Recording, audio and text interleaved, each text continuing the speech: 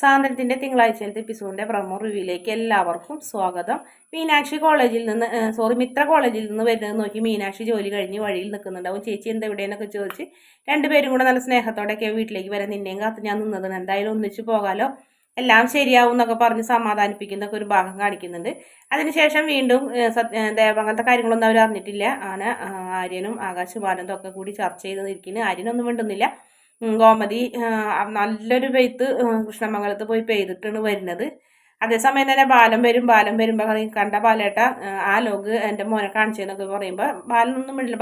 ബാലേട്ടൻ എന്താ ഒന്നും പറയാത്തത്, ആര്യൻ ഇങ്ങനെ ചെയ്തിട്ടെന്ന് പറഞ്ഞപ്പോൾ ബാലേട്ടൻ ഒരു അച്ഛനല്ലേ എന്നൊക്കെ ചോദിക്കും.